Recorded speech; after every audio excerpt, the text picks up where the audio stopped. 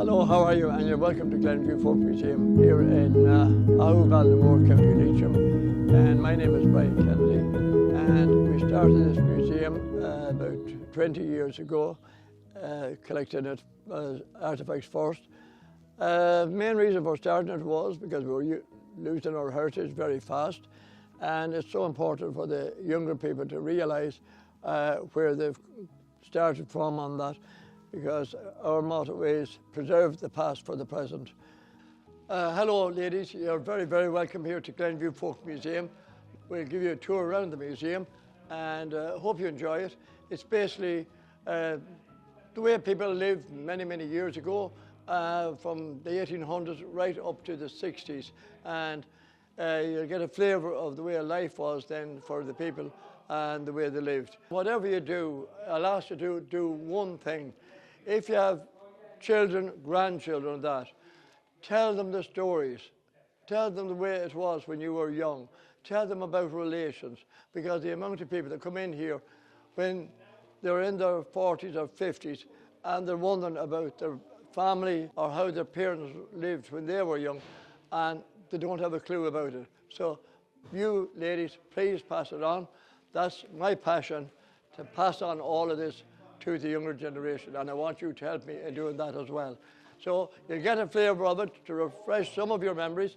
A lot of it you won't have seen, or that some of it you will, but hopefully anyway you'll pick up a bit of information here on the way some people lived at that time. Now, everybody didn't have all the stuff that you see here, far from it, but you had to make do. You actually helped each other at that time. Everybody helped each other. Neighbours were really neighbours at that time, which was brilliant, and everybody talked to each other. The big wheel inside is bigger than that one, much bigger than that. And it was set offset like that, and you see, as you bring it around like that, it brings the children up and down. Yeah, this was an inside one. But what we this have one here, is it? See, that's connected to that, yes. that thing. And obviously, oh dear, obviously somebody turned that. Okay.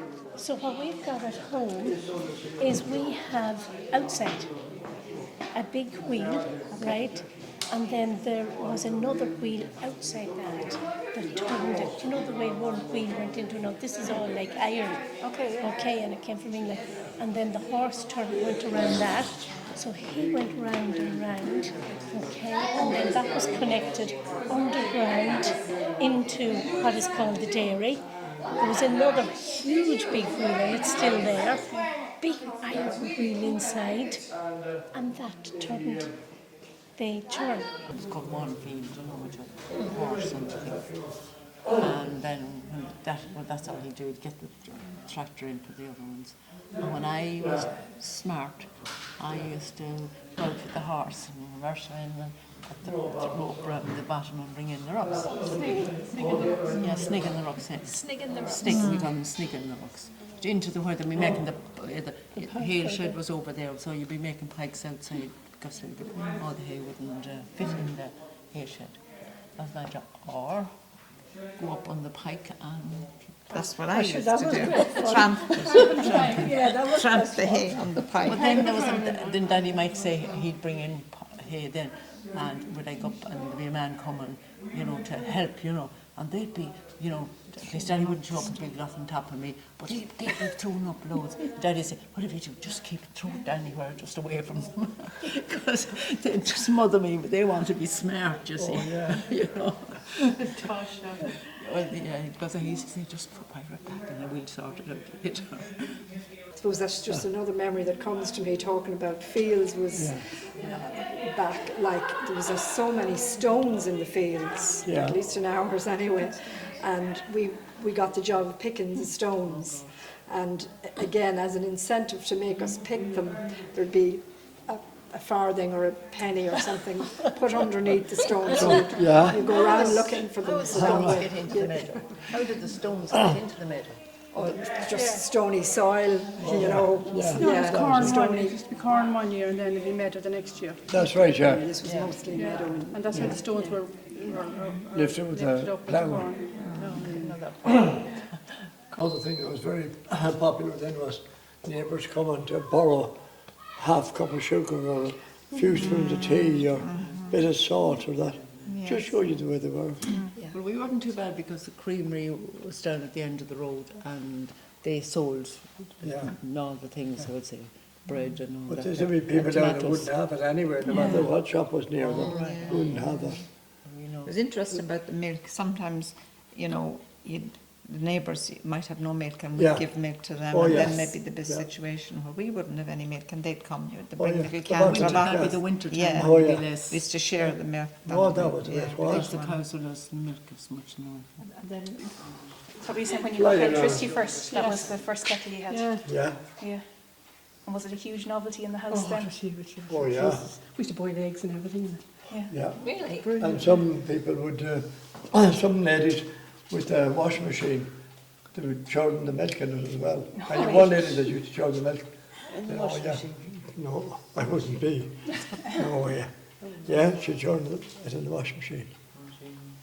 I heard a man told me one time we were at the graves there a while ago, and I said, see, the stones are lovely and clean in the grave. He says, I brought them home, he says, and I put them into the thing that you make cement in, you know that thing. Cement mixture, yeah. Cement mixer. Yeah. He said, that was a great job. Yeah. And he went lovely, swept the bottle of us.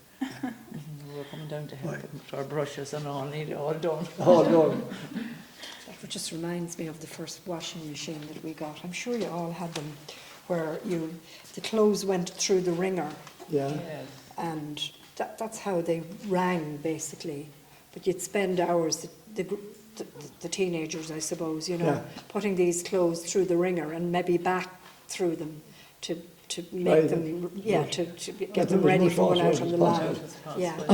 But this washing machine was in the middle of the kitchen, and it would be like maybe a Monday or a Saturday, and for a big family, you'd be spending all day putting these clothes. On the ring. Yeah, and making careful not to get your thumb or your finger caught.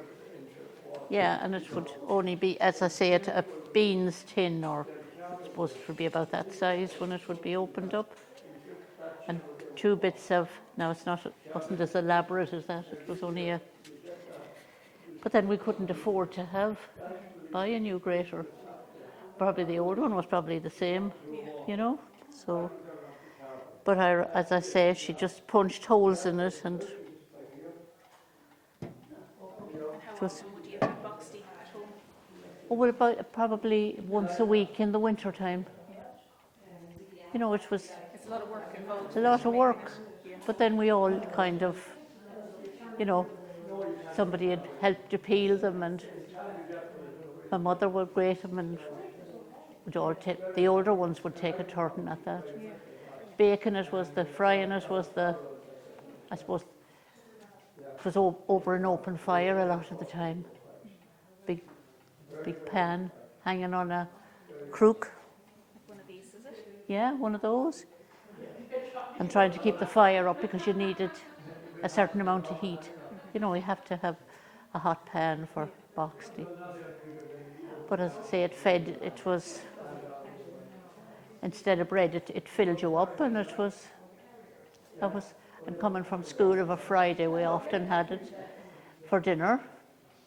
Bit of a treat. We always thought it was a treat.